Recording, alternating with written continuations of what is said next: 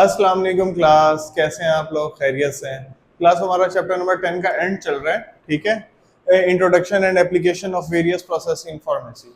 इसमें हमने कुछ डिस्कस किए थे लास्ट टाइम में कि हमारे पास कुछ टॉपिक्स इस तरीके से थे जिनकी हमारे पास इंपॉर्टेंस जरूरी थी, इनकी हमारी वो फार्मास्यूटिकल की जिंदगी में किस तरीके से यूज हो रहे हैं। अच्छा, अब हमारे पास ना आज जो टॉपिक चल रहा है वो है types of dispensed pharmaceutical products. इनके जो आपने फार्मास्यूटिकल प्रोडक्ट्स बना तो लिए हैं, लेकिन आखिर आपने उनको डिस्पेंस भी तो करना है ना।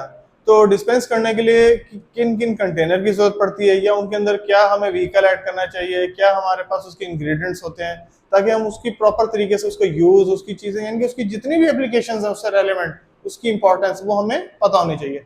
अब हमने पहला टॉपिक डिस्कस किया था एलिक्सर। जैसे एलिक्सर के बारे में पता था भाई, वॉलेटाइल सब्सटेंसेस ऐड होते हैं इसमें क्योंकि इसके अंदर अल्कोहलिक प्रिपरेशन है। इसी तरह फिर हमने उसके यूजेस पढ़ लिए कि हमें टाइट कंटेनर यूज करना है। फिर हमारे पास थे एयर ड्रॉप्स हो गए, सॉरी एयर ड्रॉप्स के बारे में डिस्कस किया। आज जो हमारे पास टॉपिक है वो है नेजल ड्रॉप्स, यानी कि जो हमारी नाक में नॉस्ट्रल्स के थ्रू जो इंस्टिलेशन की जाती है, नाक के थ्रू डाली जाते हैं नेजल ड्रॉप। ये भी बेसिकली डोजेज फॉर्म की टाइप्स में से आ जाती है कि हमारे पास ये लिक्विड डोजेज फॉर्म में आ जाती है। लिक्विड से बना यानी कि इसमें जितनी भी प्रिपरेशन होंगी सारी मोस्टली वाटर की प्रिपरेशन होगी। तो इसमें हमारे पास जो है ये नेजल ड्रॉप्स में सबसे पहली बात उससे बल्कि ये कर ही दी है कि ये एक्वस प्रिपरेशन है। क्यों एक्वस है? यानी कि इसके अंदर वाटर की क्वांटिटी ज्यादा ऐड होती है, तो इसलिए हमारे पास ये एक्वस प्रिपरेशन में इसलिए। और इसका हमें क्या यूज है? Intended for installation into the nostrils, यानी कि ये हमारी नॉस्ट्रल्स के थ्रू नाक के अंदर, यानी कि नाखनों के थ्रू नाक के अंदर ये इंस्टॉल की जाती है, डाली जाती है, ठीक है। और विद द हेल्प ऑफ ये है ड्रॉपर, ठीक है। इनके एक हमारे पास ड्रॉपर होता है, उसके थ्रू हमारे पास, जैसे हमने लास्ट मैंने आपको बल्कि दिखाए भी थे एयर ड्रॉप्स में, उसी तरह का सेम ड्रॉपर होता है। उसके थ्रू ये जो नॉस्ट्रल्स है, ये हमारी नॉस्ट्रल्स में अपने जो हमारा ये ड्रॉपर है उसके थ्रू ये ड्रग जो है हमारी नॉस्ट्रल्स में इंटेंडेड की जाती है। अच्छा, इसके बाद इसके कुछ यूजेस बताए हुए उसने कि भाई इसके यूजेस क्या क्या है। सबसे पहला तो ये है कि ये एक एंटीसेप्टिक होना चाहिए, ठीक है। इसके अलावा लोकल एनाल्जेसिक के तौर पे भी यूज हो सकता है अगर कोई जरूरत पड़े, या फिर हमारी इसमें जो सबसे इंपॉर्टेंट फैक्टर है वो है वेजो कंस्ट्रिक्टर प्रॉपर्टीज। यानी कि देखिए ना, नाक बंद है, वेजो कंस्ट्रिक्शन हो रही है, वेसल्स का कंस्ट्रिक्शन हो रही है, तो हमने उसको उसके फ्लो को खोलने के लिए भी हमें जो है नेजल ड्रॉप्स की जरूरत पड़ सकती है।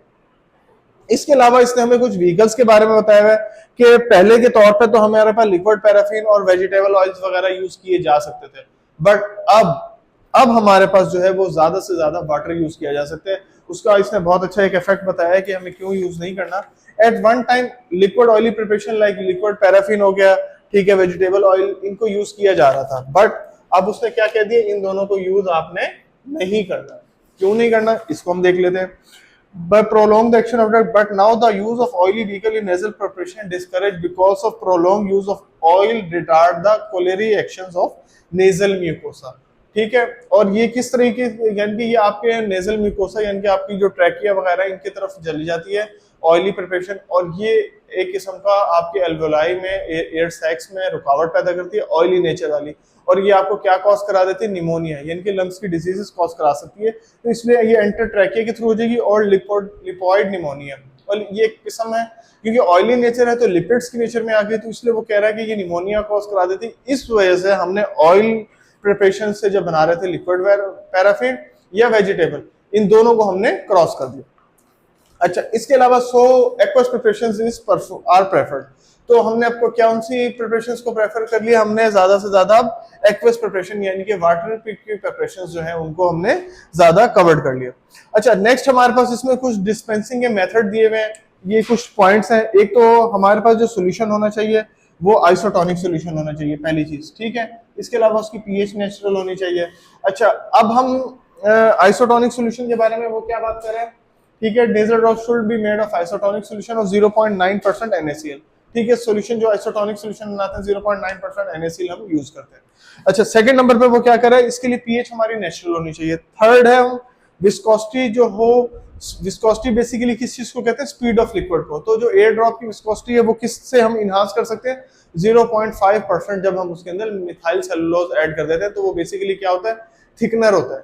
थिकनर का काम ही होता है कि उसको थोड़ा सा गाढ़ा कर दे, क्योंकि आप ये देख रहे हैं ना, एक्वस प्रिपरेशन है तो वाटर के जो ड्रॉप्स होते हैं वो बहुत स्पीड से आ रहे होते हैं, तो हमें उसकी विस्कोसिटी को एक कंट्रोल में रखना होता है कि एक टाइम में एक बार प्रेस करने पे कितने ड्रॉप्स आए, कितने ml का ड्रॉप हो, ये जो भी चीजें हैं वो सारी हमें इससे बेहतर हो सकती है।